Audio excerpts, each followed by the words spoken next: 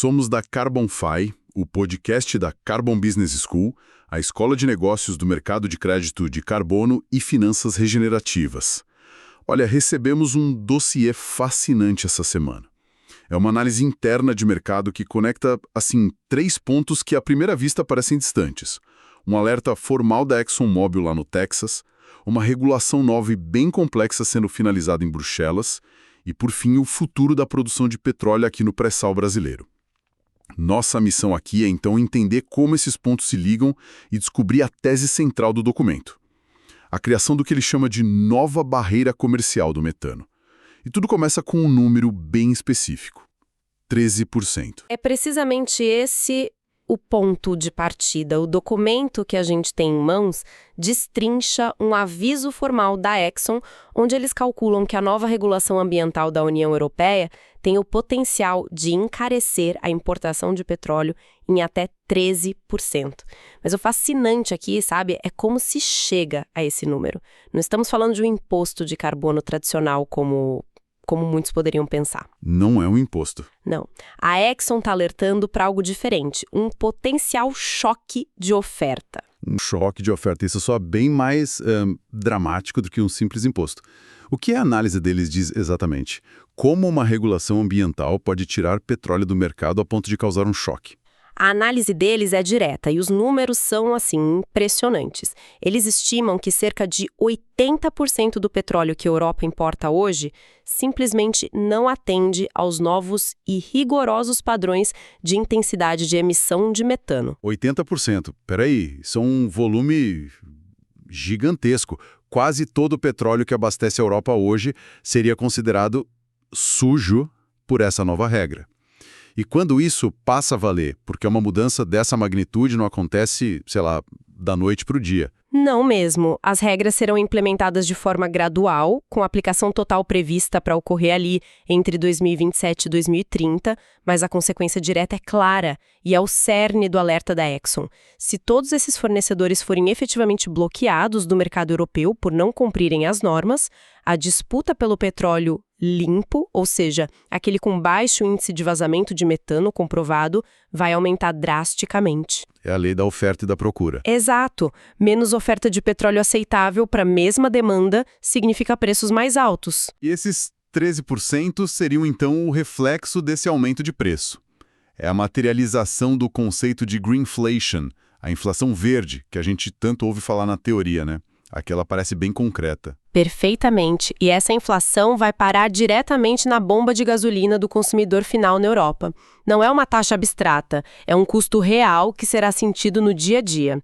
Por isso o alerta da Exxon tem tanto peso. Eles estão basicamente dizendo: cuidado, Bruxelas, a sua boa intenção ambiental pode gerar uma crise de custo de vida. Esse conceito de choque de oferta é poderoso. Não é um imposto, é uma exclusão de mercado. Isso me faz querer entender o que exatamente está nessa regulação europeia.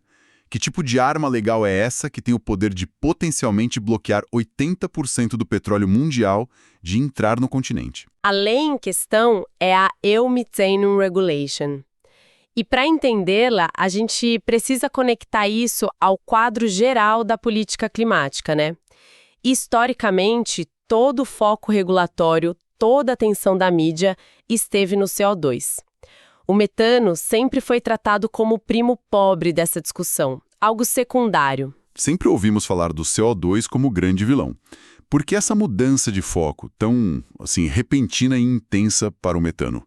O que a ciência ou a estratégia por trás disso nos diz que não sabíamos há, digamos, 10 anos? A ciência evoluiu e com ela a estratégia.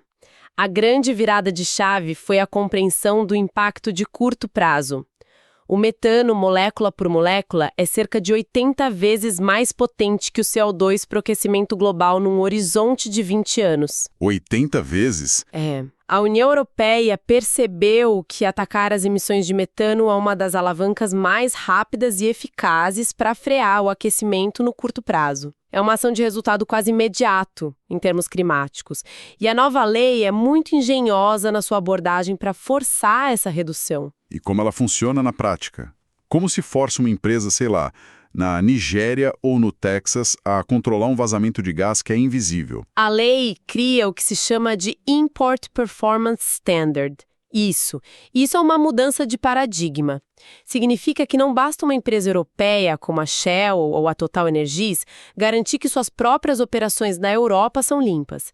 Elas agora têm a responsabilidade legal de comprovar que toda a sua cadeia de fornecimento também é limpa. Ah, entendi. O petróleo que elas compram da Nigéria, do Cazaquistão ou do Brasil precisa ter sido extraído e transportado sem vazamentos significativos de metano. Espere um pouco, isso parece um pesadelo logístico e de responsabilidade. Como a Shell, lá na Holanda, pode ser responsabilizada por um vazamento num poço operado por uma empresa terceirizada aqui no Brasil ou no Oriente Médio. Como essa prova funciona na prática sem paralisar o comércio? Você tocou no nervo da questão.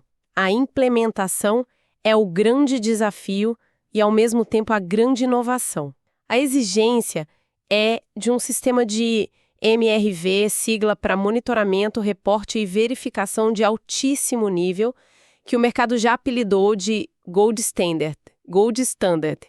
E o que isso quer dizer na prática? Então, hipoteticamente, um fiscal em Bruxelas pode puxar dados de um satélite e dizer: olha, este campo específico no Texas que abasteceu este navio teve um vazamento enorme na terça passada, portanto, a carga não está em conformidade.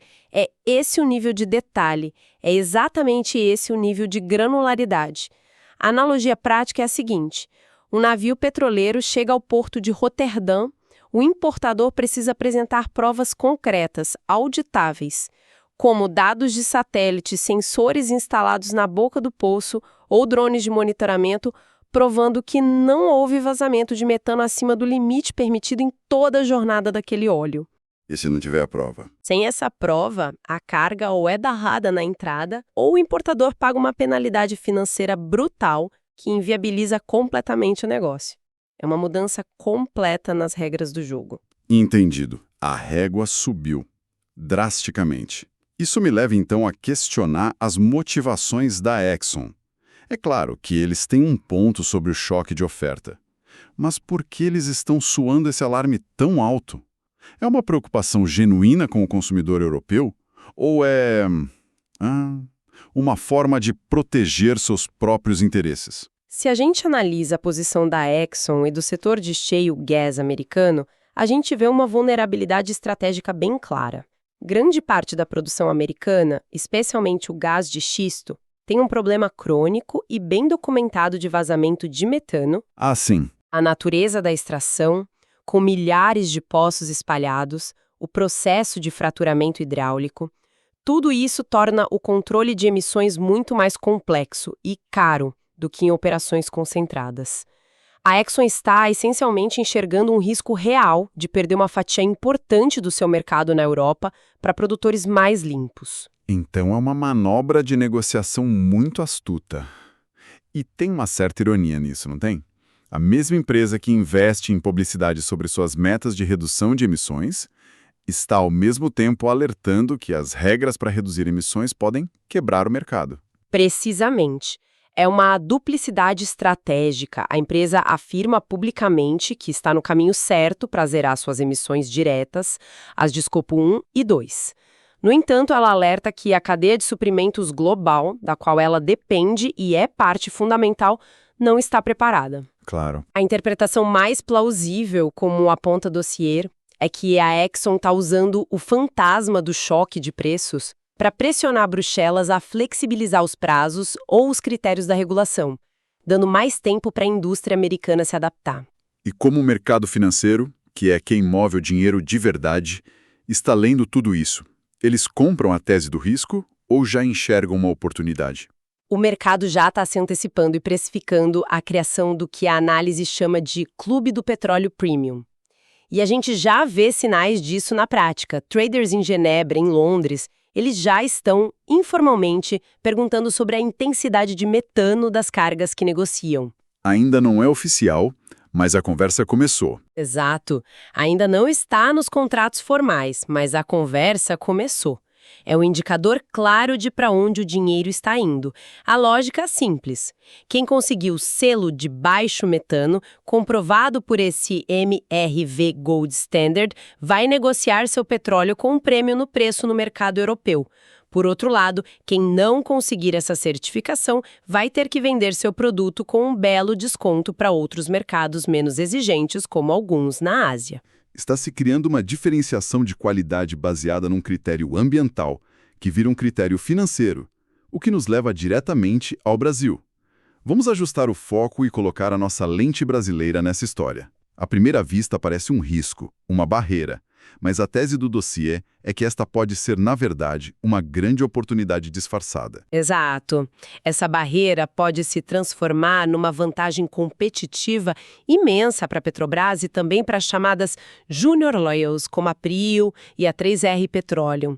A razão para isso é uma combinação de vantagem geológica e tecnológica que o Brasil possui, concentrada no pré-sal. Vamos detalhar essa vantagem. O que torna o petróleo do pré-sal inerentemente mais limpo em termos de metano do que, por exemplo, o shale americano. Olha, a diferença é gritante, é estrutural. O shale americano é uma operação pulverizada, com dezenas de milhares de poços pequenos, muitos antigos, espalhados por uma área enorme. Monitorar e controlar vazamentos em cada um deles é um pesadelo logístico. Certo. O pré-sal brasileiro, por outro lado, é uma produção altamente concentrada em algumas das plataformas FPSO mais modernas do mundo. São sistemas gigantescos e, crucialmente, fechados, projetados desde o início para maximizar a eficiência e minimizar perdas, reinjetando gás associado no próprio reservatório. E já temos dados que comprovam essa eficiência na prática? Ou isso é só uma vantagem teórica? Temos dados concretos. A intensidade de emissão de metano da produção brasileira já é, na média, consideravelmente inferior à de muitos dos nossos concorrentes globais. Além disso, a Petrobras vem fazendo investimentos bilionários em tecnologias de CCUS, captura, uso e armazenamento de carbono, e principalmente na reinjeção do gás natural que sai junto com o petróleo. Essas práticas reduzem drasticamente tanto o vazamento fugitivo quanto a prática do flaring, que é a queima do gás, outra fonte de emissão. E a própria regulação interna está ajudando. Como assim? A nossa agência reguladora está se alinhando a esse movimento europeu? De certa forma, sim. Recentemente, a ANP, a Agência Nacional do Petróleo, apertou as regras. Ela passou a exigir que a Petrobras padronize o gás natural vendido, acabando com exceções antigas que permitiam a comercialização de gás com menor qualidade. Na prática, isso força um aumento da eficiência e uma maior reinjeção, o que, por consequência, diminui as emissões. Se a gente conecta todos esses pontos, a barreira do metano da Europa pode funcionar como um fosso competitivo para proteger e valorizar o petróleo brasileiro. Gosto da imagem de fosso competitivo. Mas quão realista é isso? A Petrobras é uma empresa estatal, muitas vezes sujeita a interferências políticas, com uma burocracia conhecida. Ela tem mesmo agilidade para construir esse fosso a tempo, antes que os concorrentes se adaptem e a janela de oportunidade se feche? Essa é a questão de $1 trilhão e você está certo em ser cético. A oportunidade é clara, mas nada está garantido. E isso nos leva diretamente ao maior desafio para o Brasil. Ele tem um nome: certificação.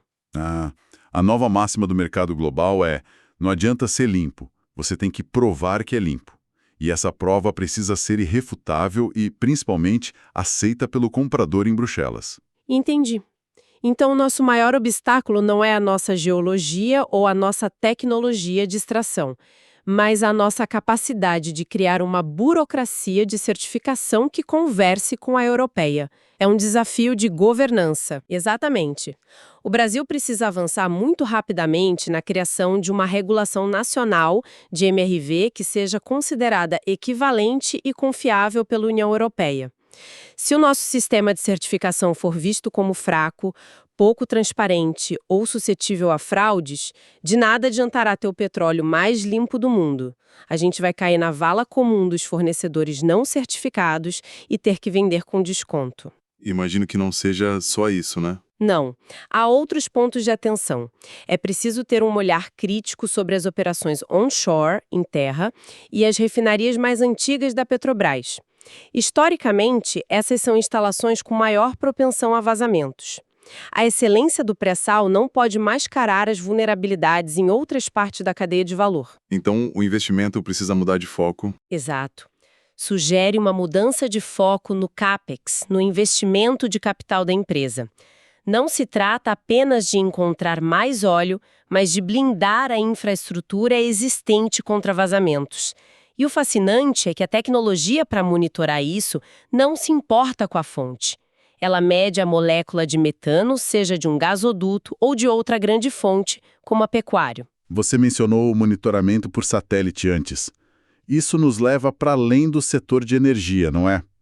A mesma molécula, o metano, é o centro da discussão sobre o impacto ambiental do agronegócio, da pecuária especificamente. É uma conexão crucial e inevitável. O precedente que está sendo aberto com a regulação de energia é poderoso.